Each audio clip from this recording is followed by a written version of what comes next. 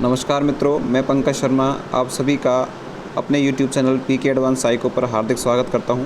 आज हम चर्चा करेंगे कक्षा 11 की एनसीईआरटी पुस्तक मनोविज्ञान की, जो कि न केवल कक्षा 11 के लिए अपितु सभी कॉम्पिटिशन्स एग्जाम के लिए जहां पर भी मनोविज्ञान से प्रश्न पूछे जाते हैं के लिए बेहद उपयोगी है। दोस्तों, अगर किसी ने चैनल को सब्सक्राइब नहीं किया तो चैनल को सब्सक्राइब कर लें, क्योंकि अगर आप हमारी लाइव क्लास देखना चाहते हैं ग्रीन बोर्ड पर तो आपको चैनल सब्सक्राइब करना होगा। चलिए दोस्तों, स्टार्ट करते हैं अपनी क्लास को। आज हम चर्चा करेंगे मनोविज्ञान के विकास की। इससे पूर्व की जो चर्चा है दोस्तों हम पहले कर चुके हैं।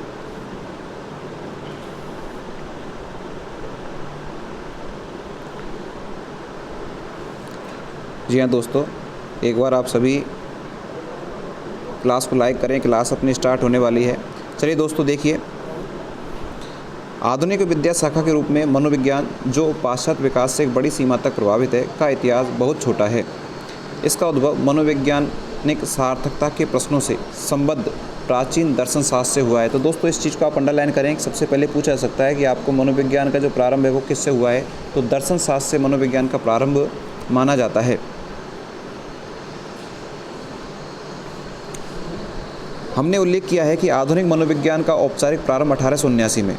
आधुनिक मनोविज्ञान का जो औपचारिक प्रारंभ कब हुआ था? 1879 में हुआ था, जब विलियम वुंट ने लिप्जिंग जर्मनी में मनोविज्ञान की प्रथम प्रयोगशाला को स्थापित किया था। दोस्तों यहाँ से बेहतरीन प्रश्न आपके सामने बनता है कि आधुनिक मनोविज्ञान का जनक किसे कहा जाता है? तो आधुनिक मनोविज्ञान का जनक विलियम वुंट को कहा जाता है। जिन्होंने, क्यों कहा जाता है? क्योंकि 1879 में विलियम वुंट ने जर्मनी के लिप्जिंग शहर में प्रथम मनोवैज्ञानिक प्रयोगशाला की स्थापना की थी। ये जो प्रथम मनोवैज्ञानिक प्रयोगशाला मित्रों, यह जर्मनी के लिप्जिंग शहर में कार्ल मार्क्स विश्वविद्यालय में इन्होंने इस प्रयोगशाला की स्थापना की थी। इसलिए विलियम वुंट को मनोविज्ञान का, आधुनिक मनोविज्ञान का जनक कहा जाता है। आगे चर्चा करते हैं। वुंट सचेतन अनुभव के अध्ययन में रुचि ले रहे थे। सचेतन से मतलब तात्पर्य दोस्तों यहाँ पर माइंड के 3 रूप बताए गए हैं, कॉन्शियस, अनकॉन्शियस और सेमी कॉन्शियस, अर्थात चेतन, अर्धचेतन और अचेतन। इसमें ये जो सचेतन है अर्थात चेतन अनुभव के अध्ययन में रुचि ले रहे थे कौन? William Wundt. और मन के अवयवों तथा निर्माण की इकाइयों का विश्लेषण करना चाहते थे, अर्थात मन का विश्लेषण करना चाहते थे कौन? William Wundt.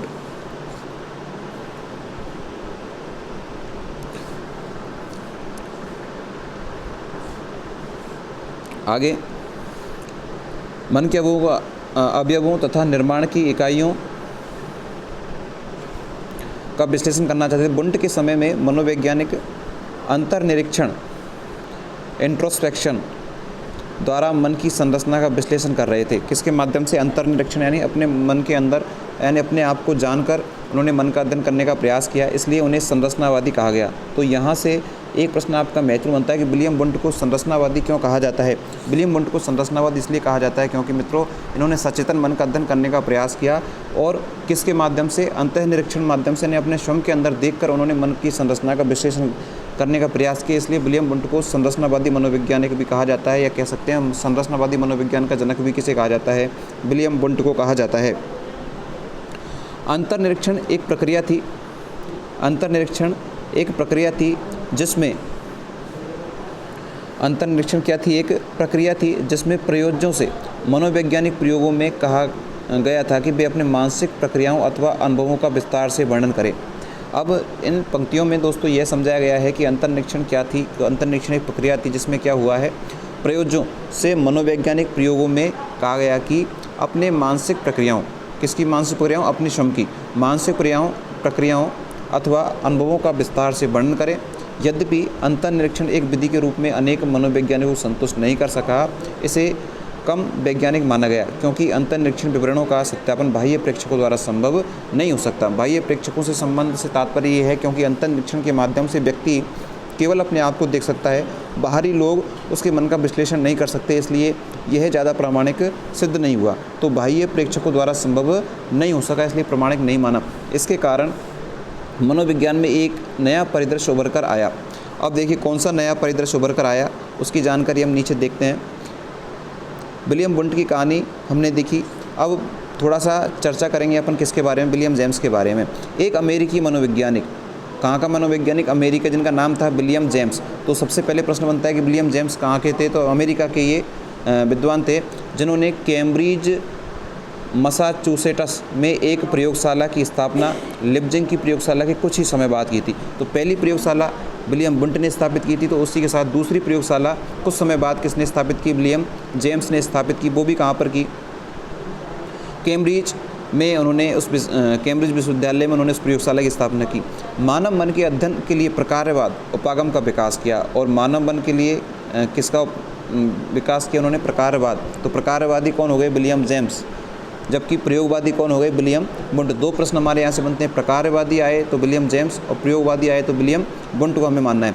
विलियम जेम्स का विश्वास था कि मानस की संरचना पर ध्यान देने के बजाय मनोविज्ञान को इस बात पर अध्ययन करना चाहिए कि मन क्या करता है तथा व्यवहार लोगों को अपने वातावरण से निपटने के लिए किस प्रकार कार्य करता है, कि मन किस तरह से कार्य करता है, क्या करता है। साथ ही जो व्यक्ति के सामने परिस्थितियाँ आ रही हैं, उन परिस्थितियों से निपटने के लिए व्यवहार किस तरह से कार्य करता है, ये बात किसने रखी? विलियम जेम्स ने।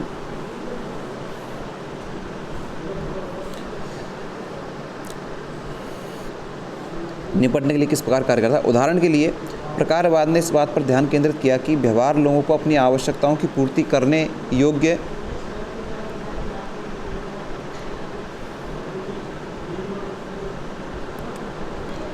कैसे बनाता है। विलियम जेम्स के अनुसार वातावरण से विलियम जेम्स के अनुसार वातावरण से अंतःक्रिया करने वाली मानसिक प्रक्रियाओं की एक सतत धारा के रूप में चेतना ही मनोविज्ञान का मूल स्वरूप रूपायित करती है। देखिए दोस्तों, पुनः एक बार इस बार लाइन को पढ़ें कि विलियम जेम्स के अनुसार वातावरण से अंतःक्रिया करने वाली मानसिक प्रक्रिया, अर्थात वातावरण से अंतःक्रिया कौन कर रही है? हमारी मानसिक प्रक्रिया। ये मानसिक प्रक्रिया एक सतत धारा के रूप में चेतना ही मनोविज्ञान का मूल स्वरूप रूपायित करती है। अर्थात जो मानसिक क्रिया स्थापित होती है वातावरण से, वो किसके साथ?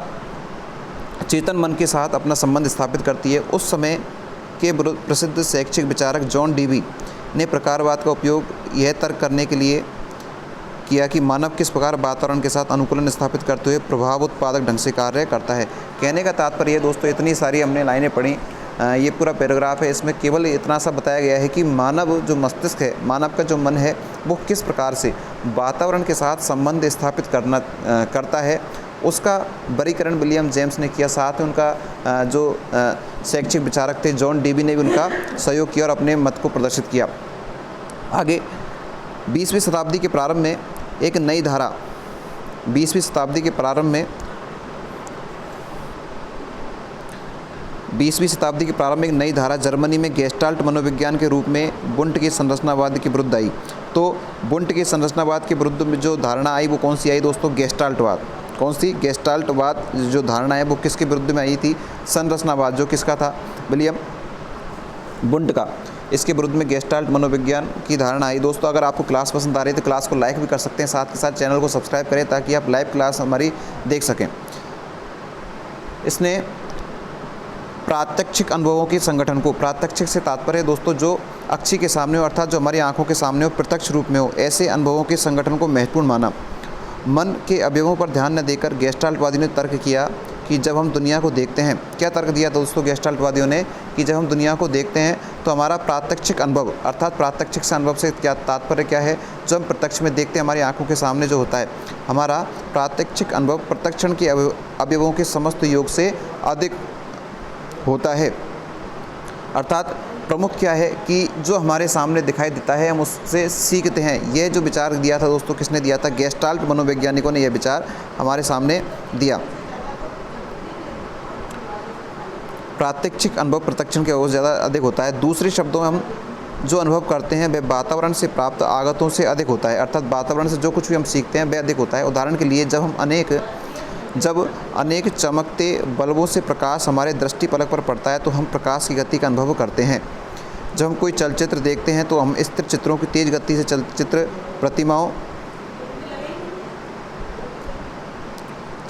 प्रतिमाओं को अपने दृष्टिपटल पर देखते हैं, इसलिए हमारा प्रात्यक्षिक अनुभव अपने अवयवों से अधिक होता है। अर्थात आंखों से देखी जाने वाले दृश्य हमें अधिक अधिगम कराते हैं, अधिक ज्ञान हमें देते हैं। अनुभव समग्रतावादी होता है।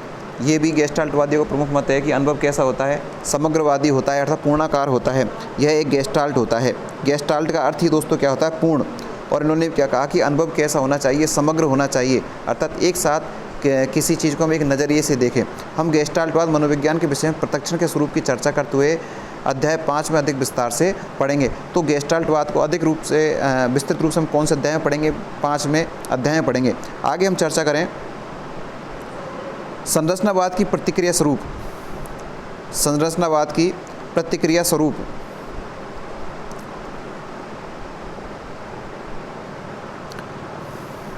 संरचनावाद की प्रतिक्रिया स्वरूप एक और धारा व्यवहारवाद के रूप में आई। संरचनावाद की प्रतिक्रिया अर्थात उसके परिणाम स्वरूप एक और धारा हमारे सामने आई। वो क्या नाम था उसका? व्यवहारवाद। सन 1910 के आसपास जॉन वाटसन ने 1910 में जॉन वाटसन ने मन एवं चेतना के विचारों को मनोविज्ञान के केंद्रीय विषय के रूप में अस्वीकार कर दिया। मन एवं चेतना के विचारों को मनोविज्ञान के केंद्रीय विषय के रूप में अस्वीकार कर दिया। वे दैहिक शास्त्री इवान पावलोव के प्राचीन अनुबंधन वाले कार्य में बहुत अधिक प्रभावित थे। कौन? वाटसन। किससे प्रभावित थे? जो पावलोव का अनुकूलित अनुक्रिया का सिद्धांत था, प्राचीन अनुबंधन का सिद्धांत था, उससे अधिक प्रभावित थे। उनके लिए मन प्रेक्षणीय नहीं है। क्या कहा उन्होंने? कि उनके लिए मन प्रेक्षणीय नहीं है। इस पंक्ति से तात्पर्य है कि मन को देखा नहीं जा सकता। मन दृश्य नहीं है, अदृश्य है, मूर्त नहीं है, अमूर्त है, प्रत्यक्ष नहीं है, क्या है? अप्रत्यक्ष है। और अंतः निरीक्षण व्यक्ति परक है। अंतः निरीक्षण व्यक्ति परक है अर्थात जो व्यक्ति अपने आत्मा को देख रहा है, अपने मन को देख रहा है, वह केवल कैसा है? व्यक्ति विशेष है। अर्थात एक व्यक्ति केवल अपने मन को स्वयं ही जान सकता है, पहचान सकता है, देख सकता है। इसलिए उन्होंने कहा कि मन प्रेक्षणीय नहीं है, केवल कैसा है? व्यक्ति परक है। केवल एक व्यक्ति उसे देख सकता है, क्योंकि उसका सत्यापन एक प्रेक्षक द्वारा नहीं किया जा सकता। प्रेक्षक, इस लाइन से तात्पर्य दोस्तों क्या है? कि उसका सत्यापन, किसका सत्यापन? मन का सत्यापन किसके द्वारा नहीं किया जा सकता? प्रेक्षक के द्वारा नहीं किया जा सकता। उसका सत्यापन एक प्रेक्षक के द्वारा नहीं किया जा सकता। अर्थात मैं मेरे मन में क्या सोच रहा हूँ यह केवल मैं जानता हूँ, कोई दूसरा व्यक्ति इसके बारे में नहीं जान सकता। तो जो प्रेक्षक होता है वो मन को नहीं जान सकता। प्रेक्षक से तात्पर्य होता है देखने वाला। उसके अनुसार एक विज्ञान के रूप में मनोविज्ञान क्या प्रेक्षणीय तथा सत्यापन करने योग्य है, इसी पर ध्यान केंद्रित करना चाहिए। ये बात हम किसके बारे में बात कर रहे हैं? वाटसन के बारे में बात कर रहे हैं, जिन्होंने व्यवहारवाद को स्थान दिया। उन्होंने मनोविज्ञान को व्यवहार के अध्ययन, मनोविज्ञान किसके अध्ययन? व्यवहार के अध्ययन। उन्होंने मनोविज्ञान को व्यवहार के अध्ययन अथवा अनुक्रियाओं जिनका मापन किया जा सकता है, वस्तुपरक ढंग से अध्ययन किया जा सकता है के रूप में परिभाषित किया। अर्थात वाटसन ने केवल उन्हीं चीज़ों को, उन्हीं क्षेत्रों को, उन्हीं विषयों को अपने सिद्धांत में शामिल किया जिनका वास्तविक रूप से प्रेक्षण किया जा सकता है, उनको देखा जा सकता है। आगे चर्चा करते हैं दोस्तों। अगर क्लास पसंद आ रही है, क्लास को आप लाइक ज़रूर करें।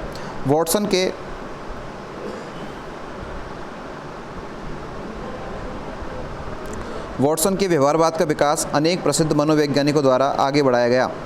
वाटसन के व्यवहारवाद का विकास अनेक प्रसिद्ध मनोवैज्ञानिकों द्वारा आगे बढ़ाया गया, जिनमें व्यवहारवादी कहते हैं। अर्थात केवल व्यवहारवादी वाटसन ही नहीं थे, इनके साथ में अन्य मनोवैज्ञानिक व्यवहारवादी थे, जिनमें देखो इनमें सबसे प्रसिद्ध स्किनर थे। सबसे पहले जो व्यवहारवादी थे वो कौन थे?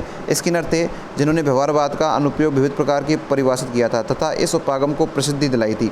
हम स्किनर के कार्य को इस पुस्तक में आगे वर्णन करेंगे। स्किनर को हम आगे पढ़ेंगे। वाटसन के बाद यद्यपि व्यवहारवाद मनोविज्ञान में कई दशकों तक छाया रहा, परंतु उसी समय मनोविज्ञान के विषय में उसकी विषय वस्तु में कई अन्य विचार उपागम विकसित हो रहे थे। एक व्यक्ति जिसने मानव स्वभाव के विषय में अपने मौलिक विचार से पूरी दुनिया को झंकृत कर दिया, वे थे सिगमंड फ्रायड। भाई थोड़ा सा अलग लीग से हटकर कौन गए थे? Sigmund Freud. वाटसन के बाद में फ्रायड ने मानव को अचेतन इच्छाओं एवं द्वंद्वों को गतिशील प्रदर्शन किया। मनोवैज्ञानिक विकारों को समझने एवं उन्हें ठीक करने के लिए उन्होंने मनोविश्लेषण को एक पद्धति के रूप में स्थापित किया। अर्थात मन का विश्लेषण किस तरह से किया जा सकता है, मन के कितने भाग होते हैं, मन का अध्ययन, उसका मापन किस तरह से किया जा सकता है, कौन सा मन किस तरह से कार्य करता है, किस मन की क्या विशेषताएँ होती हैं, किस समय हम किस विषय को याद रख सकते हैं, कौन सी चीज़ हमारी अचेतन मन में चल जाती है, कौन सा अचेतन में रहती है, कौन सी चेतन रहती है। इन सारी चीज़ों का जो विश्लेषण किया है वो विश्लेषण करने वाले कौन थे दोस्तों? सिगमंड फ्रायड थे, जिन्होंने मनोविश्लेषणवाद को दिया। तो दोस्तों ये हमने मानव का विकास, अर्थात मानव का विकास किस तरह से हुआ, मस्तिष्क का विकास किस तरह से हुआ, मनोविज्ञान का विकास किस तरह से हुआ, ये हमने प्रारंभ किया था कहाँ से? दर्शन शास्त्र से। और हम कहाँ पर पहुँच चुके हैं दोस्तों? 20वीं सदी तक पहुँच चुके हैं। ये मानव विकास के अंतर्गत आया। इससे आगे का अध्ययन दोस्तों हम अपनी अगली क्लास में करेंगे। तो लगातार हमारी क्लास से जुड़े रहने के लिए आप हमारे चैनल को सब्सक्राइब करें, साथ ही साथ में बेल आइकन को दबाएं ताकि सारे नोटिफिकेशन आपको समय समय पर मिलते रहें। दोस्तों लाइव क्लास देखने के लिए आप चैनल को जरूर सब्सक्राइब कर लें। आप सभी का बहुत बहुत धन्यवाद। Thank you.